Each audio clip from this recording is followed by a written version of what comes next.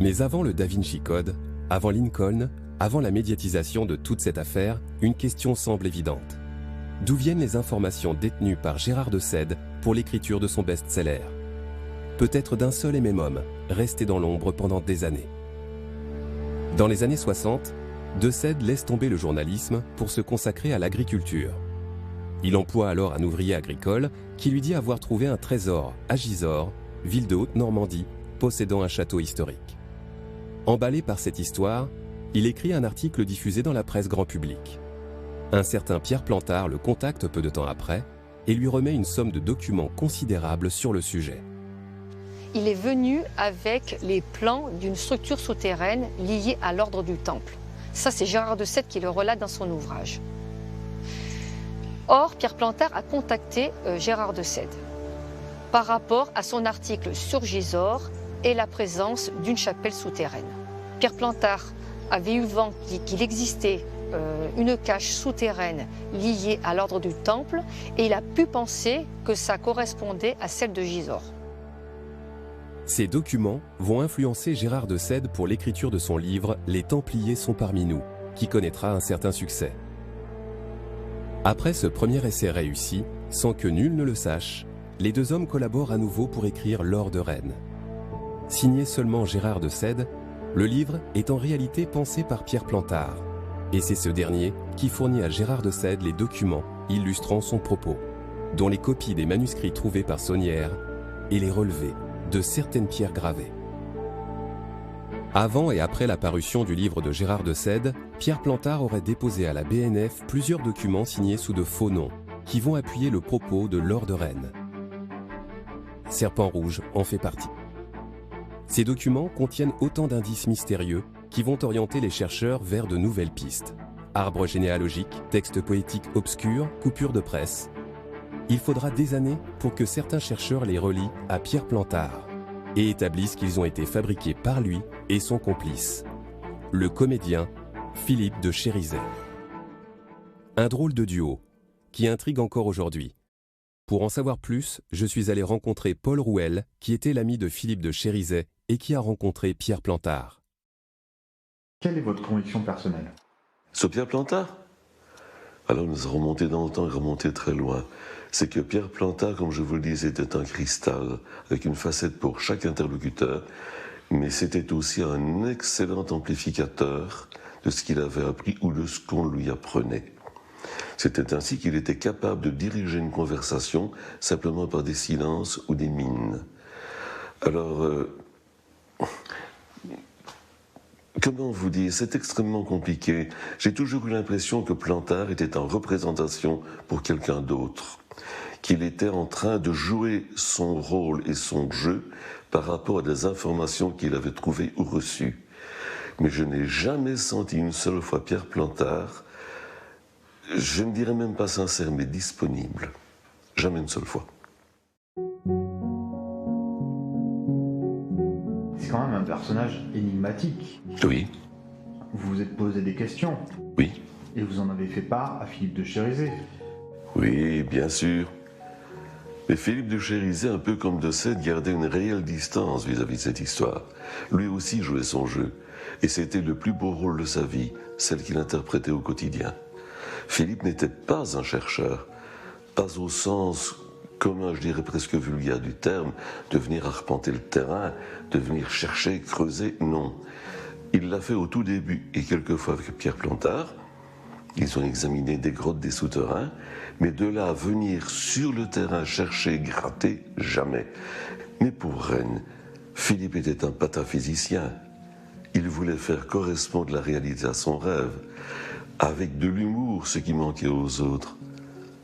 De Sède et Chérizet avaient un sens de l'humour remarquable. C'est ça la distance qu'ils avaient vis-à-vis de l'histoire. Plantard n'avait aucune forme d'humour.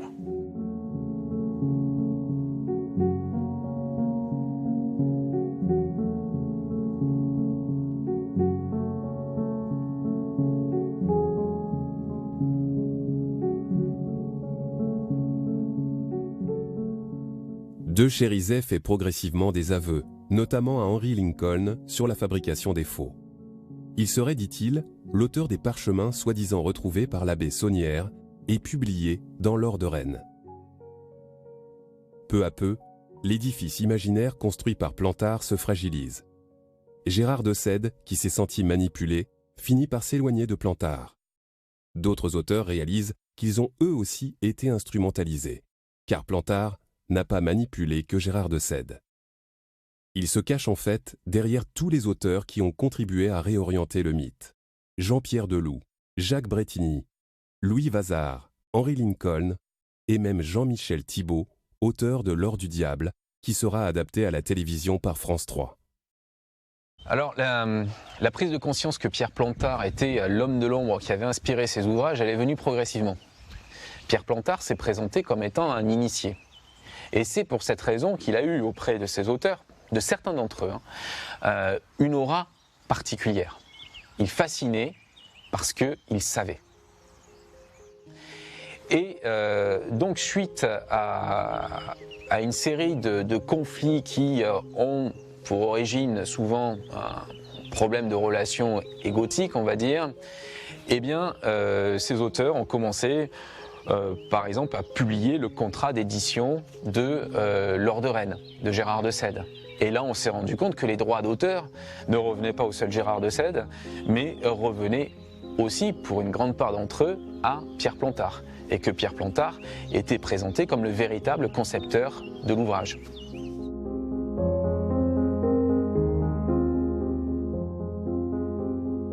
Il n'est pas facile d'évoquer la figure de Pierre Plantard quand on s'intéresse à Rennes-le-Château, puisque cette figure fait l'objet d'interrogations, mais surtout de controverses.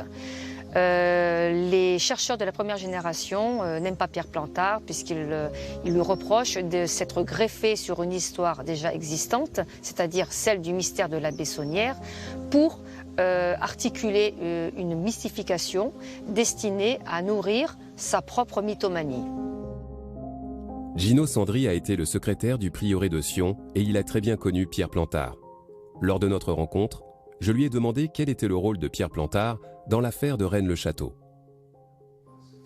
Alors j'entends Pierre Plantard est un mystificateur, j'entends Pierre Plantard est un escroc. Alors je vais préférer mystificateur, puisque, si je ne m'abuse, un escroc monnaie sa mystification. À ma connaissance, Pierre Plantard n'a jamais fait fortune avec ses mystifications. Il a fait des recherches historiques, il a fait des recherches archéologiques, mais ce n'est pas un historien, un archéologue au sens universitaire du terme. Il a un but. Il recherche dans l'occulte. Et donc Pierre Plantard manie avec une grande virtuosité tous les procédés et les langages propres à ceux qui traitent de ces affaires. On a parlé dans certains domaines de langue des oiseaux, de langue symbolique. C'est très exactement comme ça qu'il faut l'envisager. La langue des oiseaux, cette pratique ancienne très prisée des alchimistes qui tient de la cryptographie et qui joue sur les sonorités. Les écrits de Pierre Plantard avaient-ils un double sens? C'est la question que s'est posée Christian Doumergue. J'ai donc posé un regard différent sur les textes. Non seulement les textes qu'il a inspirés, mais les textes qu'il a écrits lui-même, sous des noms d'emprunt. Et là, je me suis rendu compte que c'était sans doute beaucoup plus complexe que ce qu'on pensait. C'est-à-dire que certes, Pierre Plantard a complètement falsifié l'affaire de Rennes-le-Château. Certes, il a réinventé complètement la vie de Béranger Saunière, mais on se rend compte qu'en créant cette nouvelle histoire, il a glissé énormément de symboles ou de références ésotériques qui nous renvoient à toute autre chose qu'à une simple histoire de trésor. Donc, Gérard de Sède n'a pas écrit un livre d'histoire, un livre de doctrine, un livre de philosophie, un livre d'archéologie. Je vais être même formel, dedans, il y a des inexactitudes historiques. Donc on a fait un roman. Moi j'irai plus loin. Dans certains milieux, on dirait que ce sont deux authentiques manuels d'initiation. Ils ont été composés selon certains procédés, selon certaines règles qui sont destinées à produire un certain effet. Et c'est là qu'on voit pourquoi ce mythe a eu un tel succès planétaire. C'est parce qu'en fait, avec Plantard, on n'est plus dans la quête du trésor, voire même du secret d'Église, on est dans une quête existentielle et spirituelle beaucoup plus profonde. Il y a énormément de notions d'hermétisme qu'il a greffées sur cette histoire, énormément de symboles aux résonances spirituelles et ésotériques qu'il a posés autour de Rennes-le-Château et qu'il a déguisés. C'est-à-dire que Pierre Plantard, un petit peu à l'insu des chercheurs, les a invités à participer à une grande quête initiatique, les conduisant vers les plus profondes questions qui sont au cœur de l'âme humaine. Et c'est pour ça qu'on en est là aujourd'hui. Pour ça que le mythe a cette résonance si forte et si magnétique. Était-ce là le véritable objectif de Pierre Plantard? Élaborer une mythologie qui emmène les chercheurs dans une sorte de quête du Graal. Une quête qui les amènerait à une vérité sur les origines de nos religions, de notre histoire, de notre civilisation. Tout ceci par l'intermédiaire d'un petit livre de poche.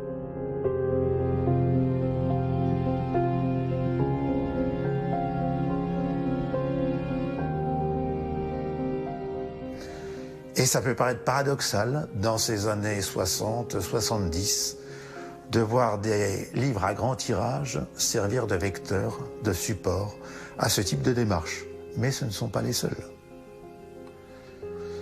Robert Charroux a une image de journaliste, dans le sens péjoratif du terme, d'aventurier. Il l'a été, de chercheur de trésors. Mais les livres de Robert Charroux, je veux dire, on aime ou on n'aime pas, mais quelque part, ils véhiculent un message. Et il y avait quelqu'un derrière Robert Charroux.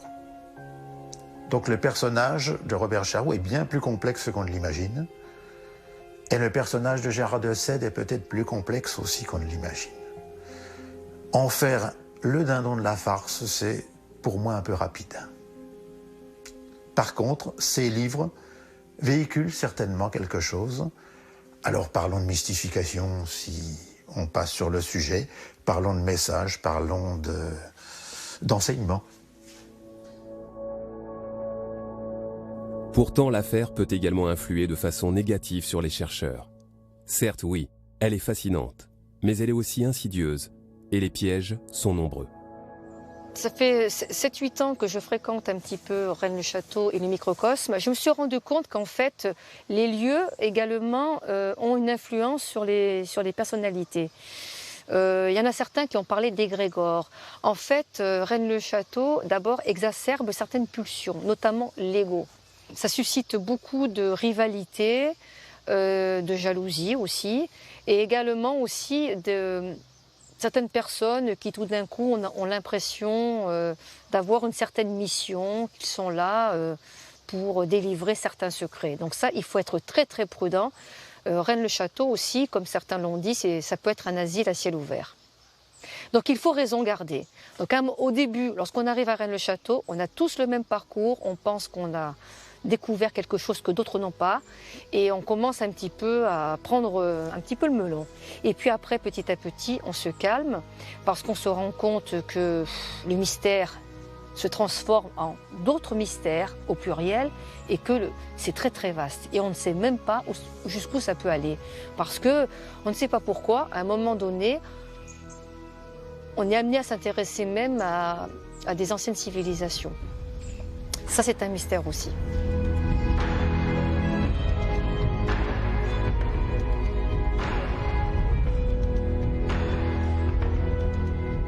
Est-ce qu'il faut trouver le trésor de Rennes-le-Château?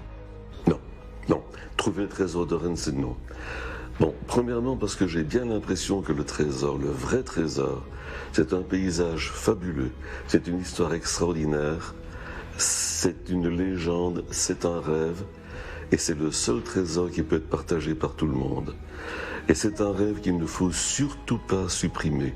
Il faut laisser aux gens cette faculté d'exprimer eux-mêmes leur poésie sans passer par des intermédiaires. Il faut laisser aux gens le moyen de nager dans l'eau qu'ils ont choisie, de s'ébattre selon leurs envies. Oh, les envies sont tellement multiples à Rennes, elles sont tellement extraordinaires et parfois précieuses, on ne peut pas leur retirer ça. Maintenant, la bonne question sous-jacente, y a-t-il un trésor à Rennes? C'est une autre paire de manches. Il y a des magots, on en trouvera encore. Il y a peut-être un dépôt plus intéressant, mais qui est historique, qui n'est certainement pas monnayable. Il y a, ça c'est mon avis, il y a certainement eu des documents. Mais un trésor à Rennes, non, c'est Rennes le trésor.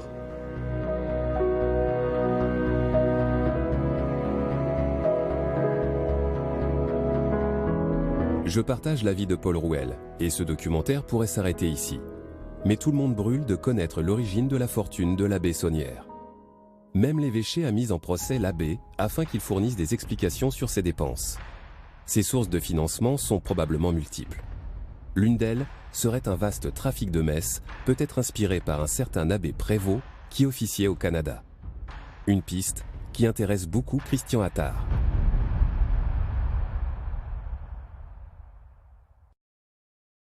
Donc, la première fois où je me suis intéressé à l'abbé Prévost, c'est en consultant la correspondance de l'abbé Saunière. J'ai vu un nom qui revenait assez souvent, Prévost. Heureusement, il y avait des petits indices avec l'abbé Prévost. On parlait de libellum, de renvoi de questionnaires et de conférences. Et tous ces petits termes mis côte à côte m'ont finalement permis de remonter jusqu'à l'abbé Prévost, canadien, né dans les années 1860, donc pratiquement un contemporain de Saunière, puisque Saunière est né en 52, je crois. Et en fait, cet abbé Prévost était quelqu'un de très connu. Donc, il n'a pas été très difficile, finalement, de retrouver des informations sur lui. L'abbé Prévost a amassé une grande fortune, tout comme Saunière. Mais d'où vient son argent? L'abbé Prévost a eu une idée lumineuse. Aussi bien chez Prévost que chez Saunière, il y a un profond mysticisme. Mais il n'est pas à dissocier d'une volonté aussi de faire de l'argent. Donc, il se dit, on a un certain nombre de prêtres dans le besoin, on peut peut-être susciter des messes, ces messes, les rassembler sous le fief de cette congrégation des pères de l'adoration, et après les redistribuer. Saunière va adopter le principe mis en place par Prévost, à savoir de retrouver autour de lui 12 prêtres qui vont s'associer à lui. D'ailleurs, il les appelle les prêtres associés, et dans sa correspondance, on trouve ce terme de prêtre associé. Ces prêtres vont être chargés de rassembler des messes et, à Saunière, de les dispatcher. Alors là, c'est intéressant encore une fois, parce qu'on trouve dans la défense de Saunière, quand plus tard il a été accusé de simonie, Saunière dit « mais j'ai récupéré des messes que j'ai redonnées ». Et effectivement, je pense qu'il l'a fait. On voit que ses amis, Sarda, Lasserre, lui amènent 500 messes chacun, c'est énorme déjà. Hein. Mais bon, c'est pas étonnant, ils vivent dans des villes de cure. Et donc ces villes-là, il y a beaucoup de touristes, il y a beaucoup de curistes qui sont capables d'acheter des messes. Mais Gazelle, son ami Gazelle, qui lui envoie plus d'1 millier de messes, et d'une toute petite commune, qui n'est même pas une commune de cure, comment peut-on imaginer que Gazelle trouve 1000 messes? Alors, on peut l'imaginer si Gazelle, avant Saunière, donc dans les années 1895 déjà, faisait déjà partie du groupe de Prévost, c'est-à-dire était une tête de liste dans cette région de l'abbé Prévost. Là où Prévost, justement, et Saunière vont déroger complètement, c'est qu'ils vont créer un système parallèle qui ne passera pas par l'évêché. Biard, à un moment, plutôt vers la fin de sa vie, va commencer à lever le sourcil. Son successeur, lui, carrément, va trouver que là, il pousse un peu loin le bouchon, parce que c'est, encore une fois, c'est la fonction de l'évêché, de répartir ses messes vers les prêtres les plus pauvres. Or là, ce sont les prêtres eux-mêmes qui décident cette répartition de messes et qui décident cette accaparation de messes. Donc, il y a un problème. Mais ce n'est pas tout. Prévost aurait trouvé une astuce dérangeante qui lui permet alors de maximiser ses finances.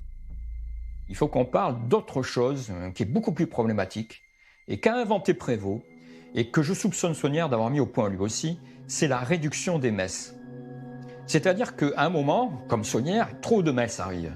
Trop de messes, on ne peut plus les dire. On n'a plus le temps matériel de les dire. Et qu'est-ce que fait Prévost? Il dit, on me donne la possibilité de réduire ces messes. Donc on a besoin d'en dire qu'une seule, mais on en récolte 4. Voilà l'idée, quoi. Et ça c'est sur le plan de la religion, c'est un scandale. C'est un scandale absolu.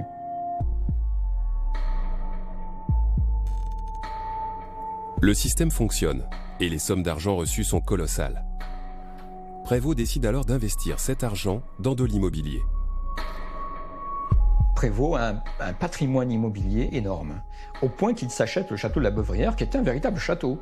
Et au point qu'il veut faire construire des villas à travers la France, notamment à Lourdes, villas qu'il va nommer les villas Béthanie. Et ça, je veux dire, le parallèle avec Saunière, il est évident. C'est sa villa Béthanie. Donc des années 95 à 97-98, Prévost est dans le sud de la France. Il est à Luchon. Et c'est à cette époque-là que Saunière écrit nominativement à Prévost, qu'il y a une correspondance assez dense entre les deux hommes. Alors, que fait un prêtre? Un prêtre appartenant, directeur d'une congrégation des adorateurs du Très Saint-Sacrement, sous un faux nom dans le sud de la France. On peut poser légitimement la question. Bon. Et c'est quand même captivant cette histoire-là, parce qu'on se rend compte qu'en fait, il veut acheter, mais il ne veut pas acheter sous son nom. Il ne veut pas acheter sous le nom de la congrégation, et rappelons-nous qu'il est très riche. C'est très net et très intéressant dans notre histoire, parce qu'il achète des villas dans le but d'en faire des maisons de retraite pour prêtres.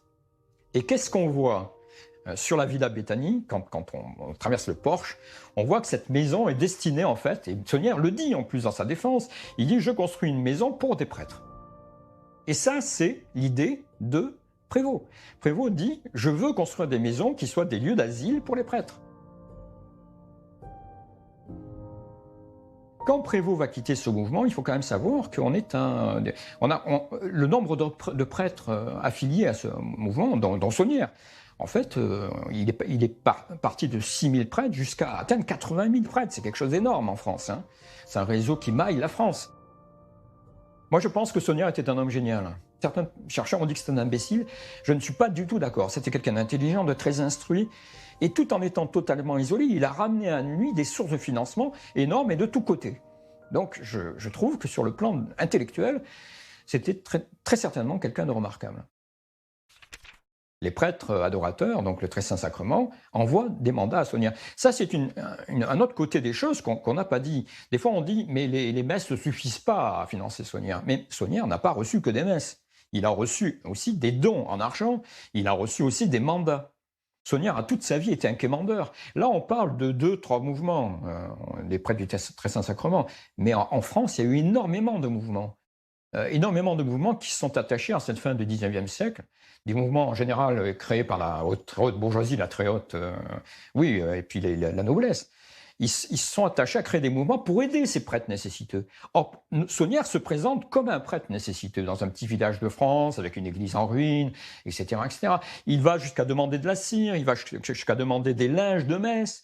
Il va, en fait, il demande tout ce qu'il peut demander. Au final, l'abbé Saunière était très pragmatique. D'autres chercheurs, comme Aronnax, ne sont pas entièrement persuadés du trafic de messes, comme explication unique à la fortune de l'abbé. Un jour, je réussis à le joindre par téléphone.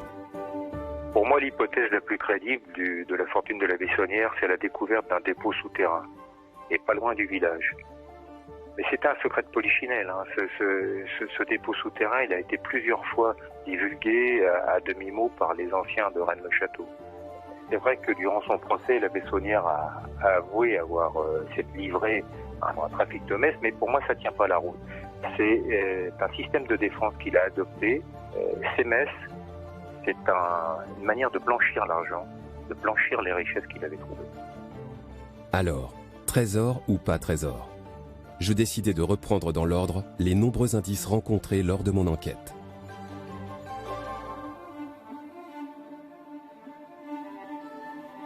Alors, j'ai toujours entendu dire qu'il y avait un souterrain entre Rennes-le-Château et Coustoussan.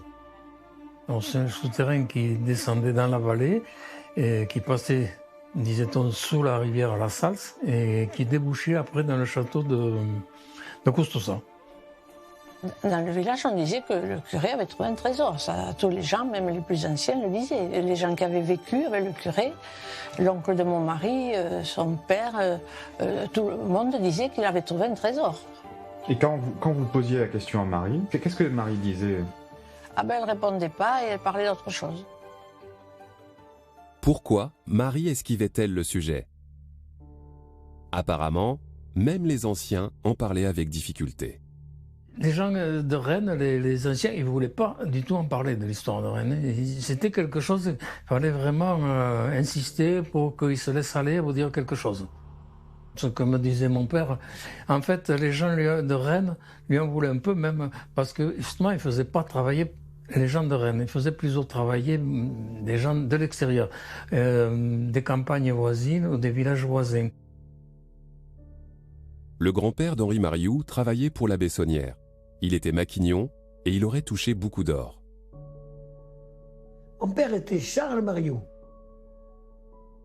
Et mon grand-père Louis Mariou, qui connaissait très bien d'ailleurs la Bessonnière, puisqu'il était le plus âgé que lui, il taillait les pierres qu'il ramassait aux cigalières, qu'il ramenait avec des tombereaux pour construire ce qu'il a construit, avec les Betania que l'on voit actuellement. Mon papa, il s'amusait devant le feu l'hiver avec des louis d'or qui lançaient tout. Et voilà.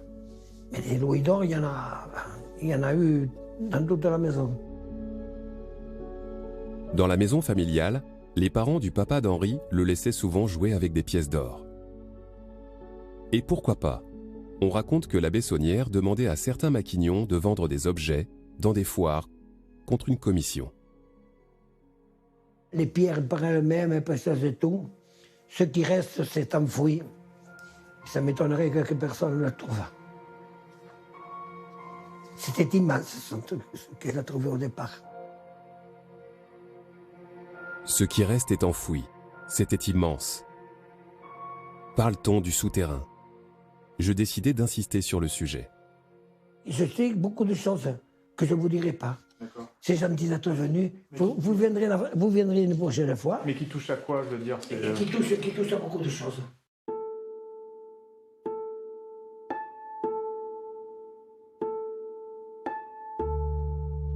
Cent ans après Sonnières, je me rendais compte qu'une gêne persistante résidait encore autour de l'affaire du curé dans la région.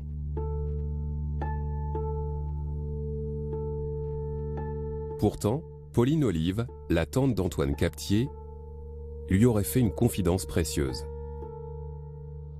Comme c'est le cas pour la plupart des personnes que j'avais interrogées à Rennes, Pauline, ma tante, me dit toujours « Oh, moi je ne sais rien là-dessus, je ne veux pas en parler. » Mais à force de questionner un peu, d'insister, elle finissait par dire des petites choses.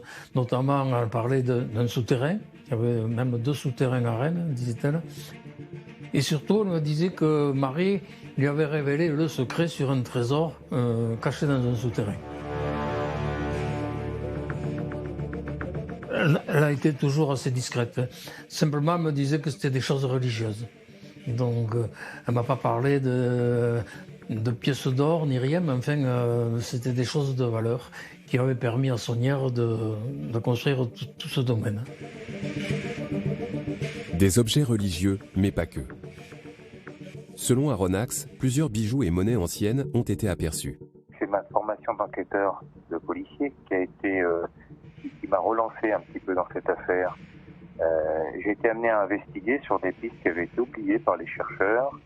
J'ai retrouvé des témoins de premier ordre, et parfois j'ai recueilli leurs confidences. Oui, on a des preuves que la Bessonnière a trouvé des bijoux, des preuves matérielles. Il y a plusieurs témoins qui sont dignes de foi qui ont indiqué que Marie Deslarnau, et également certaines de ses amies, la bouchère de Quillan, la boulangère de Couisa, sa sœur de lait, qui s'appelait Julie Fonce, ont arboré, devant du monde, des beaux bijoux. Des bijoux qui semblaient anciens et très coûteux. Et c'était des bijoux qui étaient offerts par la Bessonnière, bien évidemment. Et puis l'abbé Gélis, qui avait peu l'habitude d'offrir à des membres de sa famille des pièces en or. C'est un de ses petits-neveux qui l'affirme. L'abbé Gélis, l'abbé assassiné de Custossa, le village qui serait relié à Rennes-le-Château par un souterrain. Le coupable n'a jamais été arrêté, et sa mort est particulièrement mystérieuse. Il y a bien sûr l'abbé Gélis, et qui d'ailleurs fait partie de la première scène du film de Da Vinci Code, où on voit quelqu'un qui est étendu en position de gisant dans une salle du Louvre. Et en fait, c'est ce qui est arrivé à l'abbé Gélis, qui a été retrouvé mort dans son presbytère le 1er novembre 1897. Il a été donc odieusement assassiné, et on sait que le mobile du crime n'était pas crapuleux puisqu'on a retrouvé des sommes d'argent, mais que par contre on a retrouvé auprès de lui une sacoche ouverte où il y avait probablement des documents. 15 000 francs. Une grosse somme d'argent pour l'époque ont été retrouvés intacts dans sa demeure. Encore un prêtre aux sources de revenus inconnues. L'abbé Gélis avait-il lui aussi trouvé ce souterrain ?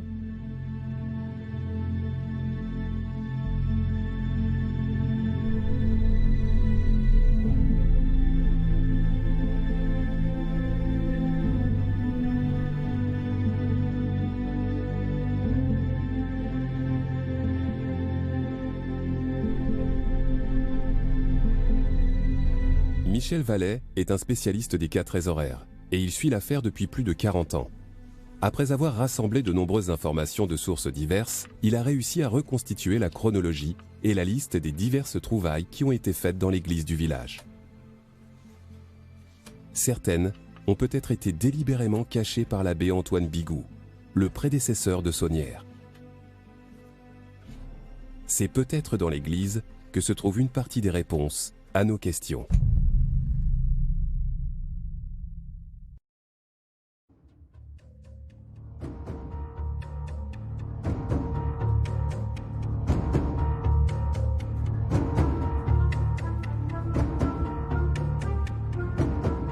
Voilà, nous voici dans l'église de Rennes-le-Château. À l'époque de l'abbé Saunière, il y avait des dalles assez larges et frustres.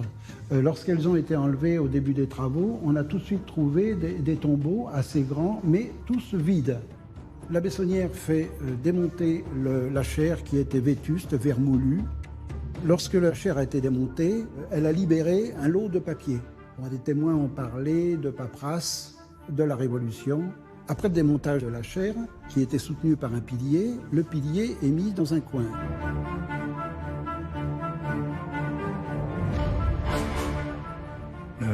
Fameux pilier, donc, dans lequel mon grand-père aurait trouvé une fiole qui était dissimulée dans cette partie-là, qui est une cache. Comme vous pouvez le constater, vous voyez, l'abbé Saunière a refait cette partie, elle n'est pas dans le même bois, elle a fait refaire, parce qu'effectivement elle était pourrie, et donc comme les ouvriers avaient jeté ça un peu sans ménagement par terre, elle s'était entrouverte, et c'est là qu'il avait vu briller donc une fiole, dans laquelle il a dit qu'il y avait un bout de papier dedans, quelque chose.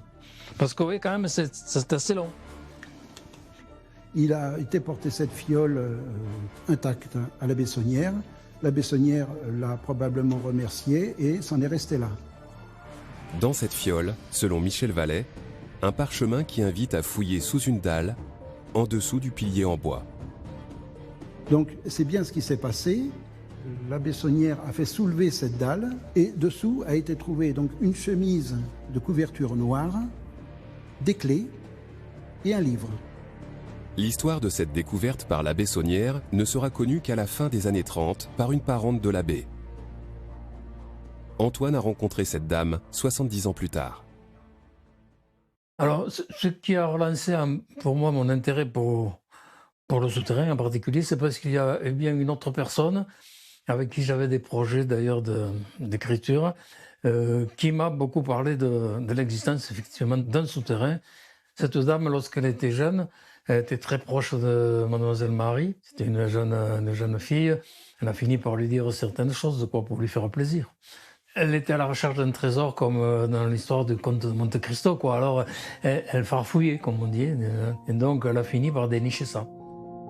Des documents bien cachés qui attesteraient la réalité du dépôt dans le souterrain. Même Marie ignorait leur existence. En fait, elle les a découverts, ces documents, d'après ce qu'elle m'a dit, à l'insu de Mademoiselle Marie. Et quand il lui en a fait part, qu'elle lui a montré, Mademoiselle Marie a été un peu surprise ou offusquée, et elle les a brûlés. Ce document, bon, moi, d'après ce qu'elle m'a dit, c'était en particulier le principal, la liste de tous des objets qui étaient entreposés dans ce trésor. Une liste du trésor, mais également un mémoire. Un texte narrant la façon dont il a été caché en 1792, du temps de Bigoud. Ce même Bigoud qui aurait codé la fameuse stèle retrouvée dans le cimetière par la César. Ce document, d'après ce que l'on sait, raconte que fin août, au moment où l'évêque d'Alette prévoit de partir en exil en Espagne, des gens de confiance montent à Rennes, simulés lourdement chargés, s'enferment dans l'église, dans le cimetière, pendant 2 jours, et ils repartent les mains vides. Une incroyable histoire gardée secrète jusqu'à aujourd'hui, expliquant la possible origine du fameux trésor de l'abbé Saunière. Le trésor de l'évêché d'Alette, caché par son dernier évêque, Monseigneur de la Cropte de Chantérac.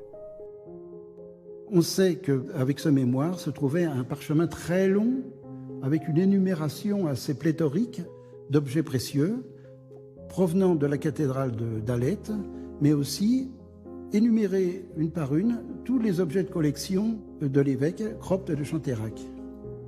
Il y avait même des meubles et il y avait même sa bibliothèque.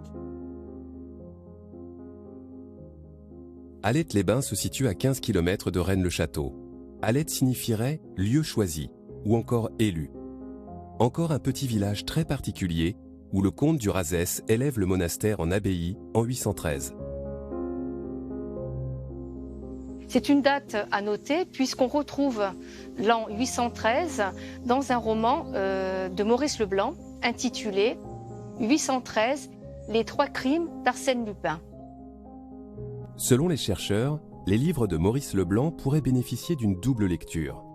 En effet, de nombreux éléments retrouvés dans les livres coïncident avec l'affaire de façon surprenante. Il est question d'abbaye, de souterrains, de documents, de trésors, d'un abbé Gélis et d'un monseigneur de Beauséjour.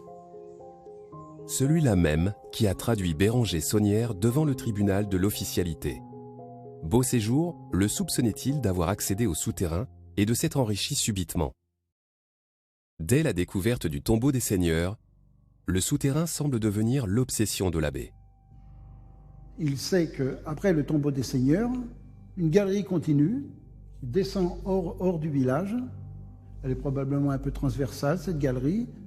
Et c'est une série de failles, mises bout à bout quelque part. Et donc l'abbé Saunière a des indications sur un dépôt qui se trouve en dehors du village, on va dire 1,5 km.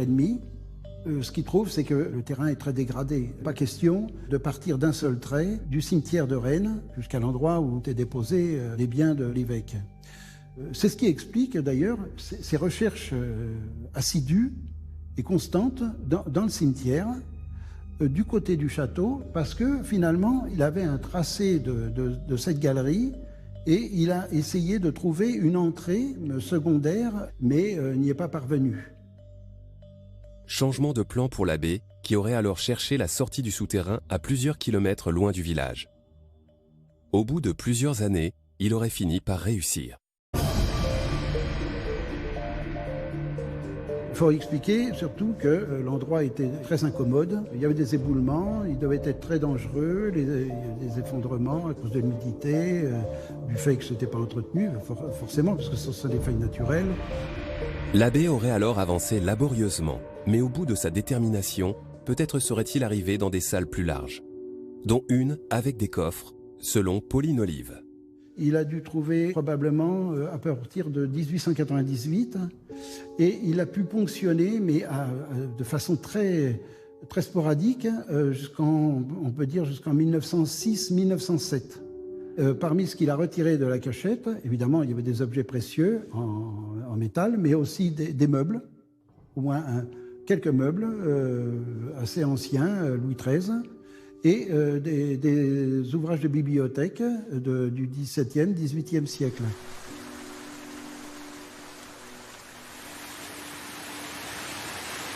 Suite à des pluies très intenses, vint un éboulement qui stoppa net l'abbé. Et ce fut la fin de l'aventure du souterrain. Il est vrai que d'un point de vue géologique, Rennes-le-Château se trouve bien sur une faille. Et qui dit faille, dit réseau souterrain naturel. Souvenons-nous que le curé avait fait des fouilles dans le cimetière où se serait trouvée la tombe de la marquise. Or, de fossoyeur en fossoyeur, on se donnait une bien étrange consigne. J'avais demandé à mon père pourquoi, à un emplacement précis qui est auprès du clocher, on n'enterrait jamais plus personne là. Alors il m'a expliqué qu'à l'époque, un fossoyeur de la famille Sauzet, justement, lorsqu'il a voulu enterrer quelqu'un là, lorsqu'elle a creusé le trou, ça s'est effondré subitement sous ses pieds et elle a failli tomber, disparaître dans un trou. Alors depuis, donc, ça a été refermé et plus personne n'a été enterré à cet endroit-là. Alors cet endroit-là, précisément, il me disait mon père que c'était l'emplacement là où se trouvait à l'époque la tombe de la marquise de Blanchefort. La tombe indiquait-elle un accès extérieur au mystérieux sous-sol de l'église? Quoi qu'il en soit, cette histoire est à rapprocher de l'aventure de Pierrot Alquier, qui dans les années 30 aurait travaillé dans le cimetière de Rennes-le-Château et qui est passé dans l'émission radio Trésor du Monde.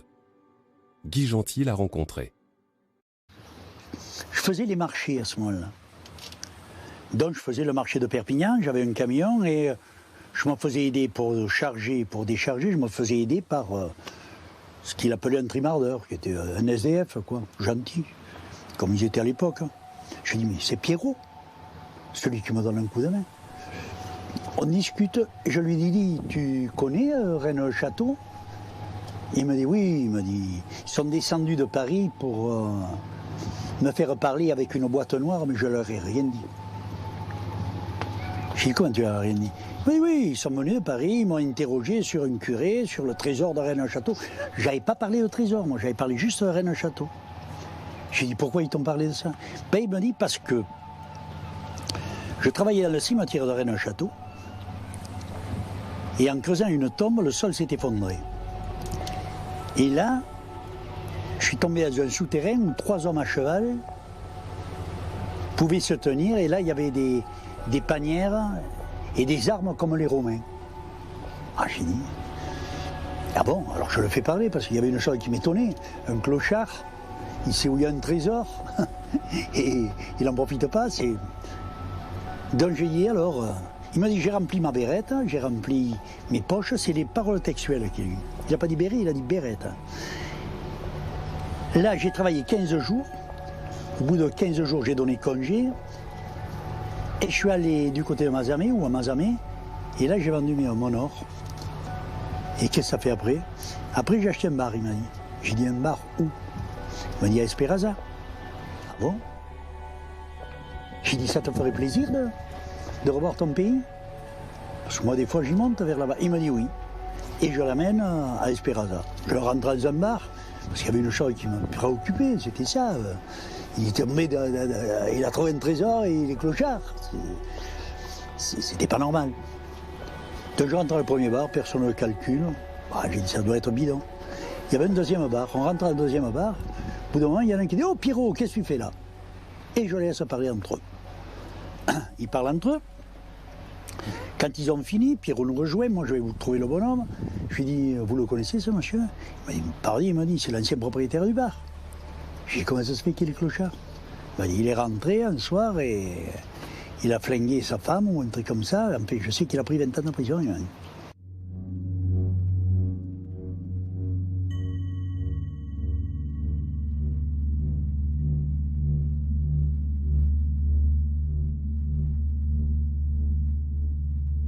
Mais alors, qu'est devenu ce trésor extrait du souterrain? C'est la question que s'est posée Aronnax. Si on admet que Béranger Saunière, moi c'est ce que j'admets, c'est mon postulat de base, a trouvé un gigantesque trésor. Ce trésor, il devait être constitué principalement d'objets précieux. Moi je pars du principe que c'était des bijoux et des pièces d'or en particulier. Il faut penser à ça. Saunière, il n'a pas payé les artisans, il n'a pas payé les ouvriers, il n'a pas payé ses fournisseurs en leur donnant des objets précieux. C'est sérieux. Donc, j'ai essayé de suivre la piste de celui que Béranger Saunière chargé de transformer l'or en monnaie de l'époque. Et c'est là que j'ai eu beaucoup de chance, qu'au cours de l'été 2016, en lisant un article d'un bon chercheur, d'un chercheur de haute volée qui s'appelle Patrick Pincior, j'ai vu qu'un certain monsieur Schwab venait à Rennes-le-Château régulièrement et il y rencontrait l'abbé Saunière. Il faisait affaire avec lui. Et j'ai commencé à travailler, puis mes investigations m'ont emmené jusqu'à Toulouse. Et là, j'ai retrouvé la trace d'un homme, le nom de Schwab. C'est un commerçant, un notable, qui était bien établi dans la bonne société de Toulouse.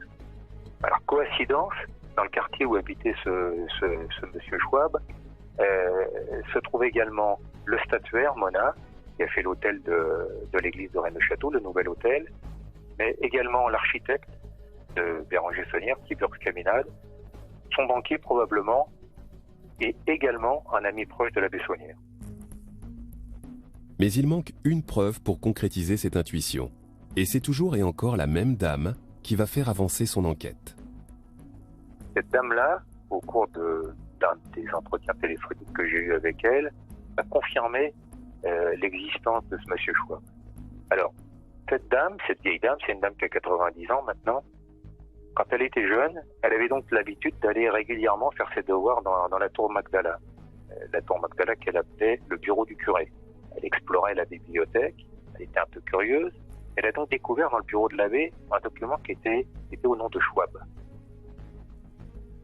Une histoire qui se répète avec une deuxième découverte, postérieure à celle des papiers qui concernent le trésor d'Alette. C'était, et c'est ça qui est intéressant, il s'agissait d'une facture ou d'un acte de vente relatif à des bijoux. Et le nom de Schwab figurait lisiblement en toutes lettres sur le document. Et ça, elle me l'a garanti. Alors, cette dame-là, celle que j'appelle mon informatrice, ne m'a pas donné d'indication particulière laissant penser que l'abbé Saunière avait trouvé un trésor. Bien au contraire. Par contre, les explications qu'elle m'a données quant à la fortune de l'abbé ne sont pas crédibles. Donc c'est pour ça que je me dis que cette dame sait beaucoup de choses, et qu'elle en garde énormément par-devers elle, mais qu'elle a dû un jour donner sa parole, faire une promesse solennelle, et de ne pas divulguer ce qu'elle savait. Et derrière les renseignements, derrière les informations qu'elle donne, manifestement, elle essaie de prendre quelque chose. Ça, j'en suis intimement persuadé. D'après ce qu'on sait, Marie Denarnaud aurait dit à ces deux dames, à mon informatrice et à Pauline Olive, de l'endroit où l'abbé allait chercher son or, on voit les murailles du château. Je pense qu'on ne peut pas être plus explicite sur l'origine de la fortune de l'abbé. Un jour, je décide de rencontrer, non sans difficulté, cette dame. Elle m'accueille avec gentillesse. « Vous vous intéressez à l'affaire de Rennes-le-Château ? Posez-moi toutes les questions que vous voulez, » me dit-elle. Je lui demande alors l'origine de la fortune de l'abbé. Elle me dit qu'il écrivait à des Français qui ont fait fortune en Amérique du Sud, leur racontant qu'il était un pauvre curé de campagne sans un sou, qu'il souhaitait rénover son église et qu'il aurait reçu des mandats avec beaucoup d'argent. Il aurait fait pareil en France en utilisant des annuaires. Il écrivait et recevait de nombreux dons. Voilà l'unique origine de sa fortune. Nul trésor, nul souterrain, rien de tout ça. Ce ne serait que des histoires. Pourtant, madame, on m'a dit que vous auriez trouvé la liste des trésors de l'évêché d'Alette. Surprise, elle me dit que oui. Elle a bien trouvé ce document et que Marie l'a brûlé dans la cuisine. Fin de la parenthèse. La conversation s'éloigne du sujet qui nous intéresse. Mais à un certain moment, elle me confie avoir reçu quelques bijoux de la part de Marie. Des bijoux ? Les avez-vous ici ? Puis-je les voir ? Non, je les ai donnés et ils ont été vendus. Déception. Mais, me dit-elle, je les ai en photo, dans ce classeur. Dans sa bibliothèque, un classeur parmi d'autres. Je découvre alors plusieurs photos, et parmi elles, un sautoir. Avec ce dernier, un certificat de bijoutier. Il serait de facture ancienne. Serait-ce là un bijou qui faisait partie du trésor ? Au vu de mon intérêt, elle me propose de garder les photos qui ne lui sont d'aucune utilité. Je décide alors de la questionner sur Monsieur Schwab, et j'en profite pour enregistrer notre conversation en regrettant de ne pas l'avoir fait avant. Elle m'explique qu'elle a découvert son existence à travers le faire-part de sa mort. Et alors, un jour, je dis à Marie, qui c'est ce Schwab qui est mort ? Alors on me dit, ah, c'est ce l'homme en noir, c'est celui qui venait chercher des choses de la boîte. Je lui demandais alors, excusez-moi madame, mais quelle chose ? Des bijoux. Je ne sais pas s'il venait de Belgique ou de Hollande. Il est des diamantaires. Hein. Diamantaires ? Comment l'avez-vous su ? Marie me l'a dit, à force de lui tirer des choses. Elle disait pas diamantaire, elle disait bijoutier. Voilà. Mais alors, que vendait l'abbé à ce monsieur Schwab ? Il vendait des pierres, des perles, de l'or. Il venait, on mangeait bien. Il venait avec l'oncle Achille qui le conduisait à Rennes-le-Château. Et après la mort de l'abbé, Marie avait-elle gardé contact avec ce Schwab? Monsieur Schwab, c'était donc Marie qui avait dû trouver son adresse, ou je pense c'était mise en rapport avec lui. Alors, Igounet, il montait souvent pour acheter des moutons. Voilà. Et alors, elle lui avait dit, il y a un monsieur qui viendra me voir, tu viendras me l'amener. Schwab, le mystérieux homme en noir. Marie lui avait écrit. Elle avait des choses à vendre. Le filleul de l'abbé le transportait de la gare à Rennes-le-Château comme un rituel bien établi. Car déjà à l'époque, l'abbé Saunière lui vendait lui aussi des bijoux et autres objets de valeur. Avant de prendre congé, je lui demandais si Schwab était déjà venu dans le village. Mais il était venu avant parce que il était venu du temps du curé et après il s'était fâché parce que il venait acheter les choses du souterrain. Les choses du souterrain. Je vis alors dans les yeux de mon interlocutrice un immense trouble, comme si quelques mots lui avaient échappé, une phrase en trop, un tabou, un secret. Et je fus persuadé à ce moment-là de l'existence du souterrain et du trésor de l'abbé Saunière. Si vous prenez un peu de hauteur, non loin du village de Rennes, une surprise est de taille. Tel un clin d'œil à tous ceux qui rêvent de trésors enfouis et de galeries mystérieuses, un effondrement de terrain conséquent nous laisse penser à l'existence de cavités dans le sous-sol castelrennais. Quoi qu'il en soit, quelque part, il y aurait donc un souterrain, oublié, éboulé, et un trésor englouti. Un trésor probablement impossible à atteindre. Un trésor de légende. Était-ce une énième illusion? Peut-être que l'envoûtement de cette colline enchantée m'avait pris au cœur de sa toile. Et malgré moi, peut-être étais-je devenu, moi aussi, un chercheur.